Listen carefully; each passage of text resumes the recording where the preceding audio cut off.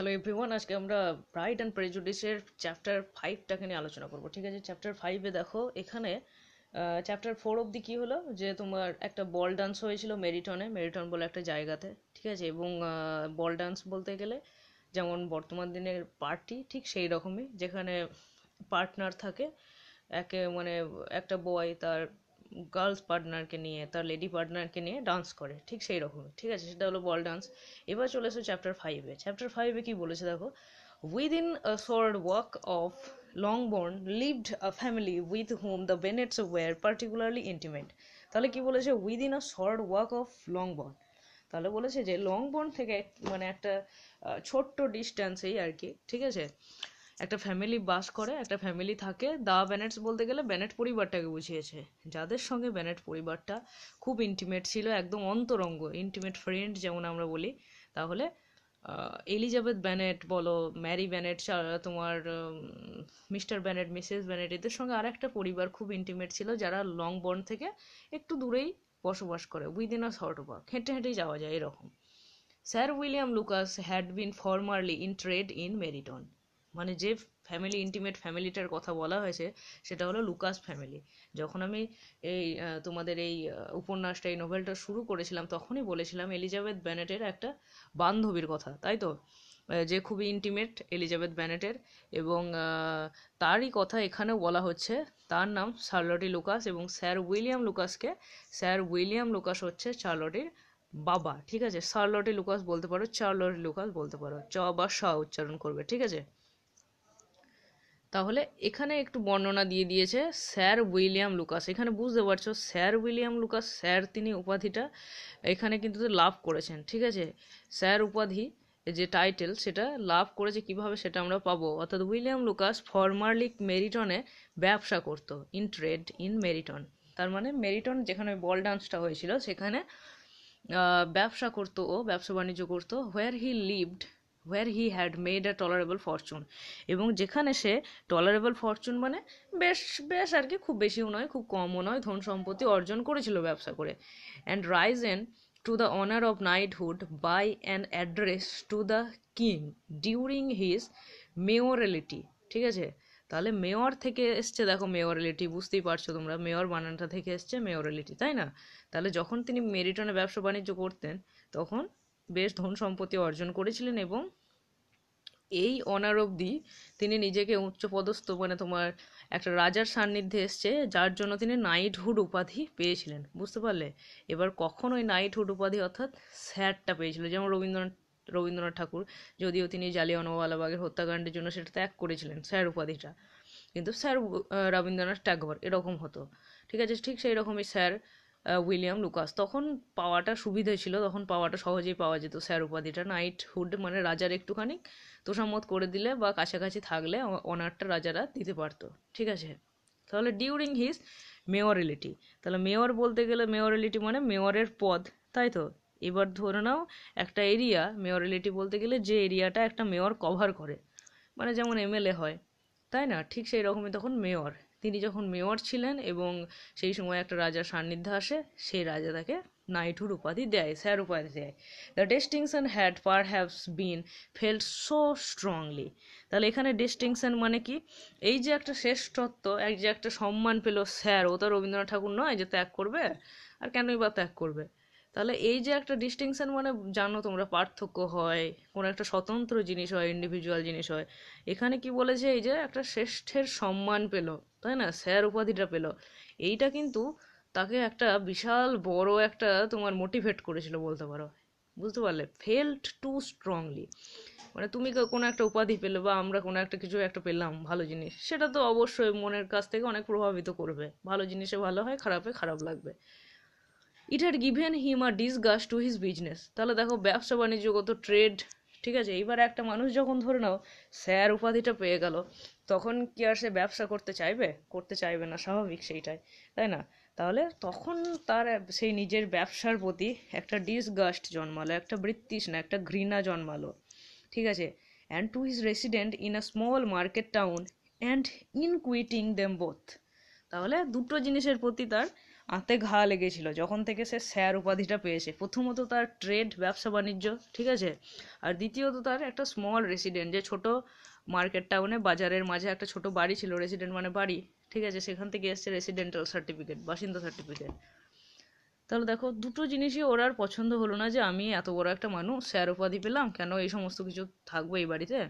In quitting them both, তারপরে দুটোকেই ছেড়ে দিল, মানে ব্যবসা বাণিজ্যটাও ছেড়ে দিল, ও আর ওটা করলো না, এবং যে ছোট্ট বাড়িটা ছিল সেটাকেও ত্যাগ করলো। দেখো তারপরে কি হলো, he had removed with his family to a house about a mile from Meryton, এবং তারপরে হি হ্যাড রিমুভড, সে নিজেকে বার করে নিয়ে এলো, ঠিক আছে, এবং গোটা পরিবারকে সঙ্গে নিয়ে এলো, মানে বউ, বড় মেয়ে, ছোট মেয়ে আছে, দেখবার একটা মেয়ে আছে, ঠিক আছে, আরও বাচ্চা কাচ্চা থাকতে পারে, সেটা আমরা পরে জানবো। তাহলে গোটা ফ্যামিলিটাকে নিয়ে অন্য একটা বাড়িতে থাকতে আরম্ভ করলো, এবং সেই বাড়িটা নিশ্চয়ই ভালো বাড়ি হবে, যেহেতু ছোটো বাড়ি ওর পছন্দ ছিল না। আর সেটা কোথায়, মেরিটন থেকে মোটামুটি 1 মাইল দূরে, ঠিক আছে, মাইল বলতে গেলে ধরে নাও কিলোমিটারের চেয়ে অনেক একটু বেশি, তাই না, 1.42 কিমি সমান, 1.42 কিমি সমান 1 মাইল, এরকম আর কি, ঠিক আছে, দেখে নিও এরকম মাপটা একবার। তাহলে 1 মাইলের দূরে, মেরিটন থেকে মোটামুটি 1 মাইল দূরে সেখানে বসবাস করতে থাকলো। Denominated from that period Lucas Lodge, where he could think with pleasure of his own importance. তাহলে denominated, nominate শব্দটা জানো তোমরা, denominated মানে কি, কনভার্ট করা, এন্টাইটেল করা, ঠিক আছে। তাহলে সেই যে বাড়িটা কিনলো তখন সেই বাড়িটার হাউস বলে নয়, তখন সে পরিচয় দিল বাড়িটা লুকাস লজ, বিশাল স্যার বলে কথা, ও তাই না।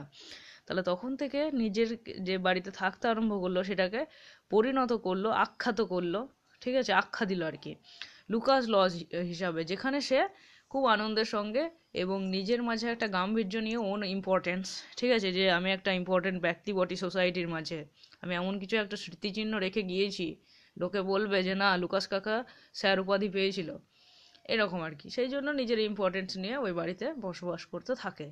তারপরে কি হলো দেখো, অ্যান্ড আনস্যাকেলড বাই বিজনেস, আনস্যাকেলড মানে, স্যাকেলড মানে যেটা শিকল বলে না, এবার এটা শিকল ছাড়া, বিজনেস করতো না আর কিছু, বিজনেস ছাড়া সারা অবস্থা এরকম, বিজনেসের মোহ ত্যাগ করে, occupy himself solely in being civil to all the world, এবং তারপরে কি করলো, সোললি, ঠিক আছে, মানে একান্তভাবে নিজে গোটা ওয়ার্ল্ডের কাছে একটা সিভিল, মানে যেমন সিভিল সার্ভিস এখান থেকে এসছে সেবা করা জনগণের, ঠিক সেই রকমই ও তখন লোকের একটা মানে গণ্যমান্য ব্যক্তি হিসাবে, যা রোজগার ছিল ওতেই বোধহয় ওর সারা জীবন কেটে যেত, এরকম ব্যাপার।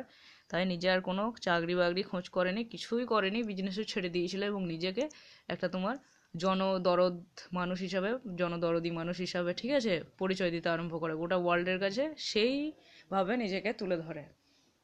ফর দো ইলেটেড বাই হিজ র্যাঙ্ক, খুব সুন্দর এইখানে পরিচয়টা পাবা দেখো লুকাসে, যদিও তার র্যাঙ্কের জন্য সে ইলেট হয়েছিল, ঠিক আছে, ইলেটেড মানে উচ্চপদস্থ, গর্বিত, ঠিক আছে, ধরো উচ্চ র্যাঙ্ক পেয়েছিল, স্যার উপাধি পেয়েছিল, ইট ডিড নট রেন্ডার হিম সুপারসিলিয়াস, কিন্তু তবুও এত কিছু হওয়ার পরেও সুপারসিলিয়াস হয়নি। তাহলে সুপারসিলিয়াস বলতে গেলে কি, যেখানে একটা মানুষ ধরে নাও ভিতর থেকে ভাবে না, অহংকারী হয়ে যায়, দাম্ভিক হয়ে যায়, ঠিক সেই রকম হয়নি কিন্তু লুকাস। অন দ্য কন্ট্রারি, বরং বিপরীতে কি হয়েছিল, he was all attention to everybody, বরং তার সত্যি করেই সবার প্রতি একটা মনোযোগ ছিল। বাই নেচার ইনঅফেন্সিভ, অফেন্সিভ, ঠিক আছে, অফেন্স মানে খারাপ, যেটা আগে আমি বলেছিলাম, ও FAVNCE ওটা হয় নাউনের ক্ষেত্রে, ঠিক আছে। এবার দেখো বলেছে যে তার নেচারটা কেমন ছিল, স্বভাবটা কেমন ছিল, বাই নেচার মানে লুকাস বাই নেচার কেমন ছিল, ইনঅফেন্সিভ, ক্ষতিকারক ছিল না, একবারই ক্ষতি করতো না কারোর, ফ্রেন্ডলি, খুব মিশুক ছিল, অ্যান্ড অবলাইজিং, ঠিক আছে, মেনে চলতো, গুরুজন সম্মান বোধ এই সমস্ত ছিল। His presentation at saint James had made him courteous, তাহলে সেন্ট জেমস হলো এখানে তোমার একটা ডেলিভারি অফ কনগ্রাচুলেটরি স্পিচ, এরকম, মানে কি বলতো, সেন্ট জেমস বলে একটা জায়গা যেখানে গির্জা টাইপের আর কি হলো, এবং সেখানে লুকাসকে ডাকা হয়েছিল যে আপনি এরকম স্যার উপাধি পেলেন, তা কিছু বলুন, এই সমস্ত কিছু, এবং সেখানে যে একটা বিরাট বড় গাল ভরা একটা বক্তৃতা সেখানে দিয়েছিল, সেইটা না সকলকে মুগ্ধ করে দিয়েছিল, তারা কোট করলো, তারপরে COURT, ঠিক আছে, মানে তার প্রশংসা করলো, যে সেন্ট জেমসে যে বক্তব্যটা দিয়েছিল সেইটার জন্য ও নিজেকে মানে গ্যালান্ট মনে করতে বাধ্য হলো আর কি। লোকজনই তাকে বললো যে না, খুব সাহসী ভালো লোক, এইসব কিছু বললো, ঠিক আছে। তারপরে কি বলেছে দেখো, lady Lucas was a very good kind of woman. Lady Lucas বলতে গেলে এখানে তোমার ওই ইয়ের পাবে দেখো, not too clever to be a valuable neighbour of Mrs Bennet. খুব সুন্দর এবং হাসির এবং তোমার একটা স্যাটায়ার বলতে পারো এখানে। তাহলে লেডি লুকাস বলতে গেলে স্যার উইলিয়াম লুকাসের স্ত্রী, ওয়াইফ, ঠিক আছে। তাহলে এখানে বলেছে যে লেডি লুকাসও খুব ভালো মহিলা ছিলেন, কিন্তু এতটাও চতুর ছিল না যে মিসেস ব্যানেটের একটা তোমার মূল্যবান প্রতিনিধি হিসাবে প্রতিনিধিত্ব করে, ঠিক আছে। মানে মিসেস ব্যানেট যেরকম চতুর ছিল, যেরকম বাচাল ছিল আর কি, টকেটিভ ছিল, ঠিক অতটাও বোধ হয় নয়, অতটাও চতুর নয় যে বলা যেতে পারে শেয়ানে শেয়ানে পাশাপাশি বসবাস করছে, ঠিক আছে, সেরকম নয়। দে হ্যাড সেভারেল চিলড্রেন, তাদের বেশ কিছু ছেলে মেয়ে আসে, সেটাই বলেছে দেখো। দ্য এল্ডেস্ট অফ দেম, যার কথা আমরা বলছিলাম এবং যার কথা তোমরা নাটকটায় পাবে, শার্লট লুকাস, ঠিক আছে। CHAR এরকমভাবে বানানটা আরম্ভভাবে পাবো দেখো আমরা, ঠিক আছে। CHARLOTTE। তাহলে বলছে যে তার বড় মেয়েটা এল্ডেস্ট আর কি, sensible intelligent young woman. Sensible সহানু তোমার সেন্স আছে, ঠিক আছে, যা সেন্স থাকে তা সে হয় সেন্সিবল, যা সেন্স থাকে না সে হয় নন সেন্স, সেন্স নয়। তাহলে ইন্টেলিজেন্ট, বেশ বুদ্ধিমতী একটা ইয়াং ওম্যান। এজটা কত, এজটা দেখো 27। এটা হলো সবচেয়ে বড় একটা জায়গা যেখানে তোমাদের মনে রাখতে হবে, তখনকার দিনে এই সোসাইটিতে 27-এর একটা মেয়ে আনম্যারিড অবস্থায় আছে, এবং এই যে একটা ইনসিকিওর প্লেস ওর জন্য, চাকরি বাকরি করে না, অথচ 27 বছর বয়স হয়ে গিয়েছে। এবার বাধ্য হয়ে লাভের চেয়ে, অ্যাফেকশনের চেয়ে সোশ্যাল চাপের জন্য আর কি, সমাজের চাপের জন্য বিয়ে করতে বাধ্য হবে, এবং নিজের সিকিওর লাইফের জন্য, যে আমার এত বয়স হয়ে গেছে, আমি যদি আর বিয়ে না করি হয়তো আনম্যারিড অবস্থায় থাকতে হবে। এই জায়গাটা জেন অস্টিন খুব সুন্দরভাবে এঁকেছে, তোমাদেরকে এটা বুঝতে হবে। ওয়াজ এলিজাবেথ ইন্টিমেট ফ্রেন্ড, এবং সেই অর্থাৎ শার্লট লুকাস, যার বয়স 27 বছর, সে এলিজাবেথের খুব একটা তোমার কাছের বন্ধু ছিল আর কি, এলিজাবেথের, ঠিক আছে, মানে Elizabeth ব্যানেটের। That was Miss Lucas's and Miss Bennet's, who meet to talk over a ball was obviously necessary. And the morning after the assembly brought the former to Longbourn to hear and to communicate. তাহলে কি এখানে কি বলেছে দেখো, বলছে যে এই যে মিস লুকাসেস অর্থাৎ লুকাসের যে মেয়েগুলো ছিল, স্যার উইলিয়াম লুকাসের, শার্লটি লুকাস বলো, ছোট একটা মেয়ে আছে বোধ হয়, আরও দু একটা ছেলে আছে এরকম। তাহলে ওই যে ওদের ফ্যামিলিটা আর এদের 5টা বোনের, এদের না একবার একটা বল, যে আবার একটা বল ডান্স হোক, তাতে আমরা আরও নাচার সুযোগ পাবো, ঠিক আছে। আরও মানে তোমার পরিচয় হবে আমাদের নতুন নতুন। এই যে এই বিষয়টার জন্য তাদের একবারে খুবই গুরুত্বপূর্ণ হয়ে গিয়েছিল যে একে অপরের সঙ্গে কথা বলবে সামনাসামনি বসে। তখন তার ফোন ছিল না, হোয়াটসঅ্যাপও ছিল না, ফেসবুকে ছিল না, ইনস্টাও ছিল না যে যোগাযোগ করে নেবো। সেই জন্য ওদের সামনা বসে আর কি, সামনাসামনি। At the morning after the assembly ব্রট, তাহলে অ্যাসেম্বলির পরে, অর্থাৎ যে এখানে একটা অ্যাসেম্বলি হয়েছিল, যে তোমার কোন অ্যাসেম্বলিটা বলো তো, যেখানে আর কি সেন্ট জেমসে বক্তৃতা দেবে আমাদের স্যার উইলিয়াম লুকাস। সেইটার পরে ওই অ্যাসেম্বলি, ওই জমায়েতটার পরে দ্য ফরমার বলতে গেলে লুকাসরা, ঠিক আছে, মানে sir William Lucas, lady Lucas, Charlotte Lucas, তার বোন, এরা আর কি, এরা কি করলো, brought the former to Longbourn to hear and communicate, ঠিক আছে। তাহলে ওরা লংবর্নে গেল, অর্থাৎ এলিজাবেথের বাড়ি গেল। কে কাদের বাড়ি গিয়েছিল, তাহলে লুকাসরা বাড়ি গেল বেনেটসদের। অ্যান্ড টু কমিউনিকেট মানে যোগাযোগ করা, কথা বলা। এখানে দেখো 5টা ভাওয়েলি আছে, A, E, I, O, U, ঠিক আছে। তারপরে দেখো কি বলেছে, you began the evening well Charlotte. তাহলে এদের যে এবার চলে এসো, বেড়াতে গিয়েছে ওদের বাড়ি, সেই জন্য মিসেস ব্যানেট এবার কি কথা বলছে, ওদের দুটো পরিবারের মাঝে কি কথোপকথন চলছে সেটা নিয়ে এখানে ডিসকাস চলবে। দেখো বলছে যে তুই তো ভালোই শুরু করেছিলিস রে সেই ইভিনিংটা, কোন ইভিনিংটা, সেই বল ডান্সের ইভিনিংটা, ঠিক আছে। কেননা মিস্টার বিংলে প্রথমবার শার্লটি লুকাসের সঙ্গেই নেচেছিল, তো বিশাল ব্যাপার। মিস্টার বিংলে ডান্স করেছে, এটা তো একটা কঠিন ব্যাপার, তাই না। তারপরে নেচেছিল জেনের সঙ্গে, এবং তারপরেও জেনের সঙ্গেই। তাহলে মিসেস ব্যানেট বলছে তুই ভালোই শুরু করেছিলিস বল, with civil self command to Miss Lucas. তাহলে সিভিল একটা ভদ্র নম্র সেলফ কমান্ড, যে আমি ঠিক বলছি এরকম একটা ভাব, সেলফ কমান্ড, ঠিক আছে। মিস লুকাসকে জিজ্ঞাসা করলো, you were Mr Bingley's first choice, তুই তো মিস্টার বিংলের ফার্স্ট চয়েস ছিলিস নাচের পার্টনার হিসাবে, dance partner. Yes, but he seemed to like the second better. কিন্তু কি বলো তো কাকিমা, আসলে মিস্টার বিংলে কিন্তু দ্বিতীয়বার যাকে চয়েস করেছিল তার প্রতি মনে হয়েছিল ওর বেশি টান আছে। দেখো শার্লটে কিন্তু হিংসা করছে না, শার্লটে সিম্পলভাবে কথাটা বলে যাচ্ছে, মানে দ্বিতীয়বার চয়েস করেছিল কাকে, সেকেন্ড বেটার বলতে গেলে জেনকে চয়েস করেছিল, সেই জন্য বলছে জেনকে বোধহয় ওর বেশি পছন্দ হয়েছে। You mean Jane, I suppose, because he danced with her twice. তাহলে তুই কি জেনের কথা বলছিস? তাহলে এটা কে বলছে বলো তো? মিসেস বেনেট বলছে, ঠিক আছে, because he dance to with her twice. হ্যাঁ, সে জেনের সঙ্গে দুবার ডান্স করেছিল, to be sure that did seem as if he admired her indeed, I rather believe he did. তাহলে কি বলছে যে আমি তো নিশ্চিত যে যদি সে যদি তার প্রশংসা করতো, মানে এখানে মিসেস বেনেটের মাথার মাঝে কেমন যে একটা গোলমাল গন্ডগোল চলছে। দেখো, একবার ওর মনে হচ্ছে যে আমার মেয়েকে হয়তো সত্যি করে পছন্দ করে, একবার মনে হচ্ছে যে আমার মেয়ে সত্যি করে প্রশংসার যোগ্য, আবার একবার মনে হচ্ছে যে নাও তো করতে পারে, ইফ। ঠিক আছে, তাহলে এখানে বলছে যে সে যদি একবার প্রশংসা করতো, ডিড ডিড দিয়েছে, দেখো হি ডিড, সব এমফ্যাসিসের জন্য। সে যদি প্রশংসা করতো, দিয়ে আবার কি বলছে, indeed I rather believe he did. হ্যাঁ, আমার তো মনে হয় করেছে, প্রশংসা করেছে। I hard something about it, but I hardly know what something about mister Robinson. তাহলে এখানে মিস্টার রবিনসন বলে আরেকজনের ক্যারেক্টার আমরা পেলাম, যেটা ইম্পর্টেন্ট নয়। এটা হলো তোমার মেরিটনে যে অ্যাসেম্বলিটা হয়েছিল, এই যে আমরা পেলাম অ্যাসেম্বলির পরিচয়, ঠিক আছে, বল ডান্স অ্যাসেম্বলি, এই সমস্ত কিছু। সেখানকার একটা অ্যাটেন্ডেন্টের নাম হলো তোমার অ্যাটেন্ডি, ঠিক আছে, মিস্টার রবিনসন। বুঝতে পারলে? যেমন ওয়েটারগুলো হয়, মেড সার্ভেন্টগুলো হয়, ঠিক সেই রকমই ডোমেস্টিক হেল্পারগুলো মিস্টার রবিনসন। তাহলে বলছে যে আমি তো কিছু বলতে শুনেছিলাম, সামথিং অ্যাবাউট মিস্টার রবিনসনকে নিয়ে কিছু বলতে শুনেছিলাম, মানে মিস্টার রবিনসনকে নিয়ে শুধু বলেনি, বলতে চাইছে জেনকে নিয়ে কিছু বলেছে, সেটা আমি শুনেছিলাম। এবার শার্লট কি বলছে দেখো, perhaps you mean what I overheard between him and Mr Robinson.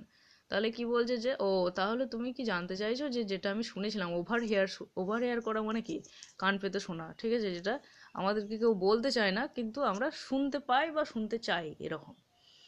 তাহলে বলছে মিস্টার রবিনসন এবং তার মাঝে যে কথোপকথনটা চলছিল সেটা আমি শুনেছিলাম। Did you mention it to you? Did not I mention? আমি কি তোমাকে বলিনি যে তারা কী নিয়ে কথোপকথন চালাচ্ছিল? Mr Robinson asking him how he liked our Meryton assembly. আসলে মিস্টার রবিনসন জিজ্ঞাসা করছিল গো মিস্টার ব্যানেটকে যে আমাদের এই অ্যাসেম্বলিটাকে আপনার কেমন লাগলো, ভালো লাগলো তো, মানে whether he did not think. এবং আরও জিজ্ঞাসা করছিল যে মিস্টার বিংলে কি ভাবছে না যে there were a great many pretty women in the room. এবং মিস্টার রবিনসন এটাও বলেছিল যে বলুন তো এত সুন্দর, কত সুন্দর মহিলা আছে এই রুমের মাঝে, কত সুন্দর সুন্দর, নয় কি বলুন তো, and which he thought he the prettiest. এবং মিস্টার রবিনসন এইটাও জিজ্ঞাসা করেছিল যে মিস্টার বিংলে বাবু আপনি কাকে সবচেয়ে বেশি সুন্দর বলছেন, and he is answering immediately to the last question. এবং যখনই মানে মিস্টার রবিনসন জিজ্ঞাসা করেছিল যে কাকে সবচেয়ে বেশি আপনার চোখে দৃষ্টিতে সুন্দর মনে হচ্ছে, তখন সে তৎক্ষণাৎ ইমিডিয়েটলি উত্তর দিয়ে দিয়েছিল কি, দ্য এল্ডেস্ট মিস ব্যানেট। নিশ্চয়, সে সবচেয়ে বড় যে ব্যানেট মানে মানে তোমার জেন ব্যানেটের জন্য, ঠিক আছে, বিয়ন্ড এ ডাউট। তাহলে নিঃসন্দেহে নির্দ্বিধায় মিস্টার বিংলের চোখে তোমার জেন বেনেট সবচেয়ে beautiful, prettiest. There can not be two opinions on that point. তাহলে জেন বেনেট এত সুন্দরই ছিল, অরিজিনালি তোমার ভালো ছিল, সেটা আমরা আগেও পেয়েছিলাম। এবং মিস্টার বিংলের চোখে তো এরকম ছিল যে দ্বিতীয় কেউ ওর জায়গাটা নিতেই পারে না, এরকম বলেছে। দেখো, টু অপিনিয়ন্স বলছে, এই প্রশ্নটার দুটো কোনো উত্তর আসতেই পারে না, একটাই উত্তর আসতে পারে, সে হলো এল্ডেস্ট জেন বেনেট বা miss Bennet was the most beautiful girl, ঠিক আছে। Upon my word well that is very decided indeed. এইটাকে বলছে, দেখো এটা এলিজাবেথ বলছে, ঠিক আছে। এখানে কিন্তু তোমাদের এই জায়গাগুলো অসুবিধা হবে যে কোন কথাটা কে বলছে। এটা যখন একবার পড়ে নেবে বা শুনে নেবে, আমি যেগুলো বলছি সেগুলো পাশে লিখে রেখে দেবে না হয়, ঠিক আছে, যে কোনটাকে বলেছে না বলেছে। তাহলে আপন মাই ওয়ার্ড কি বলতো চার্লটি, আমার মনে হয় well that is very decided indeed. আমার তো মনে হয় এটা একদম ডিসাইডেড, ওপিনিয়নের হওয়ার কি আসে, সত্যি করেই তো জেন সবচেয়ে বিউটিফুল, এটা আবার ডিসাইডেড, মানে দুই আর দুইয়ে যোগ করলে চারই যেমন হবে ঠিক সেই রকমই Jane is the most beautiful girl. তাহলে that does seem as if, but however it may all come to nothing, you know. তাহলে কি বলছে যে যদি কেউ অন্য কিছু নিয়ে তুলনা করে কিন্তু সেটার ফলাফলটা তুই জানিস, শেষ পর্যন্ত কিছুই আসবে না, সবাই বলতে বাধ্য হবে জেনি বিউটিফুল, ইউ নো, এরকমভাবে জোর দিয়ে বললো। তারপরে দেখো চার্লোটে কি বলছে, my overhearings were more to the purpose than yours. তাহলে কি বলছে, আমি কেন বলতো ওরকম করে আড়ালে কথাটা শুনছিলাম, তোর উদ্দেশ্য আলাদা ছিল তো, কিন্তু আমার উদ্দেশ্যটা আরেকটা আলাদা ছিল। এলিজা সংক্ষেপে বলছে সে চার্লোটে বলল। এবার মিস্টার ডার্সির জন্য কিছু একটা বলছে, দেখো চার্লোটে, Mr Darcy is not so well worth listening to as his friend is he. তাহলে কি বলছে বলতো, আমি আমি কেন বলতো ওদের কথোপকথন শুনছিলাম, আমি শুনছিলাম যে মিস্টার ডার্সি কিছু বলছে নাকি, মিস্টার ডার্সি কাউকে পছন্দ হয়েছে নাকি, সেইটা শোনার জন্য ওদের কথাগুলো বেশি শুনছিলাম। মানে এখানে শার্লটি সাপোর্ট করলো যে জেনই সবচেয়ে বিউটিফুল, তাতে কোনো মতামত, কোনো দ্বিধা নাই, ঠিক আছে, সেটা শোনার কি আছে, ভেরি ডিসাইডেড, ওইটাও ডিসাইডেড। কিন্তু আমি যেটা শুনছিলাম সেটা হলো মিস্টার ডার্সি লাইকিংস নিয়ে। তাহলে বলছে দেখো যে তার বন্ধুকে শুনে যতটা, মানে শুনতে যতটা আমাদের আগ্রহ হয় মিস্টার বিংলেকে, ততটা কি আর মিস্টার ডার্সি কথা শুনে আনন্দ পায় না? ডার্সি কথা বলে কারোর সঙ্গে, poor Eliza to be only just tolerable. আর তোকে কি বলেছিল এলিজা, মনে আছে তোর? তো তুই বলেছিলি না যে আমরা যেটা পেয়েছিলাম, কি পেয়েছিলাম বলো তো, যেখানে ডার্সি বলেছিল যে ইউ আর টল, মানে not handsome enough to tempt me, বা she is not handsome enough to tempt me, এরকম বলেছিল, সি ইজ টলারেবল, সেইটা বলছে, ঠিক আছে। মানে মোটামুটি বটে, চলবে এরকম মেয়ে, কিন্তু এরকম নয় যে আমার দেখে একদম হৃদয় গলে যাবে, এরকম কিছু নয়, সেটাই বলেছে। তোকে দেখ টলারেবল বলছিল। এবার এই কথাটা শুনে দেখো আমাদের মাতৃদেবী অর্থাৎ কে বলতো, মিসেস ব্যানেট রেগে গিয়েছে যে এই ডার্সি, ও কিন্তু ডার্সিকে একবার পছন্দ করে না, ওর মেয়েগুলোকে পাত্তা দেয়নি, পছন্দ কেন করবে? I beg you would not put it into Lizzy's head to be vexed by his ill treatment. ছি ছি চার্লোটি, আমার লিজি মায়ের মাথায় এই সমস্ত উল্টোপাল্টা চিন্তা ভরে, উল্টোপাল্টা চিন্তা ভরে মাথাটা বিগড়ে দিয়েছে না তো ওর। For he is such a disagreeable man.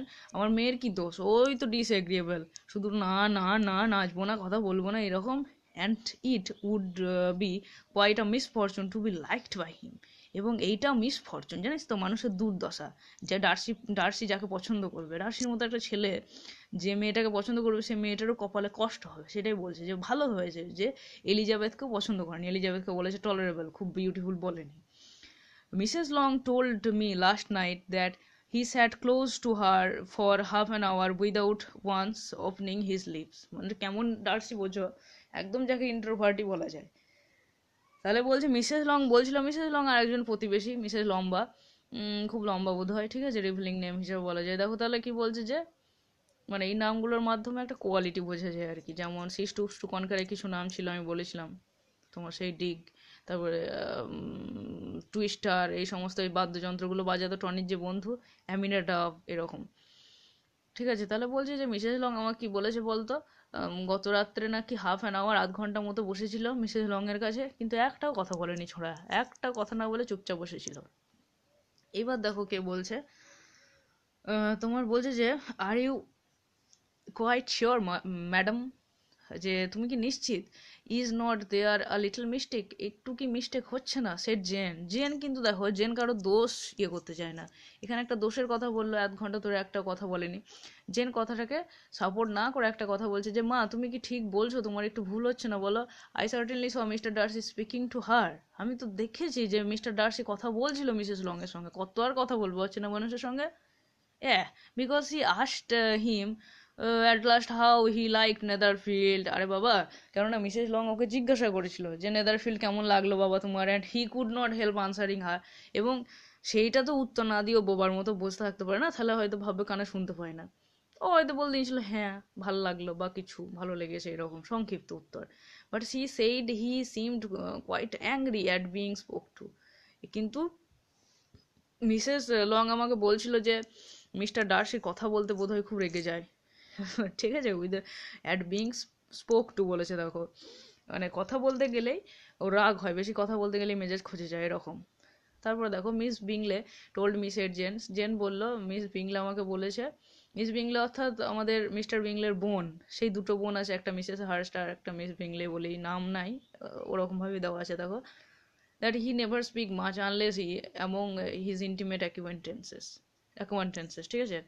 তাহলে বলছে মিস্টার ডার্সি সম্বন্ধে বলেছে যে ডার্সি খুব একটা বেশি কথা বলে না, একমাত্র খুব যারা চেনা পরিচিত অ্যাকোয়াইন্টেন্সেস, ঠিক আছে, খুব পরিচিতির সীমা ছাড়া আর কি, খুব পরিচিত মানুষ ছাড়া ও কারোর সঙ্গে সেরকমভাবে কথা বলে না, ইন্টিমেট যারা হয় তাদের সঙ্গে মেশে।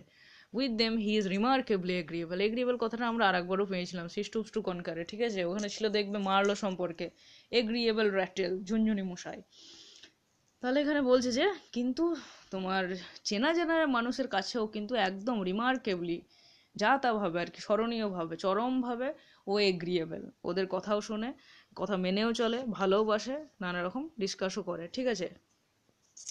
ঠিক আছে, আজকে এতটাই থাকলো, পরের দিন আমরা 5টা শেষ করবো এবং 6টাকে নিয়ে ডিসকাস করবো, ঠিক আছে। যদি কোনো প্রশ্ন থাকে কমেন্টে জানাও। Thank you for watching this video, stay good, stay happy, thank you.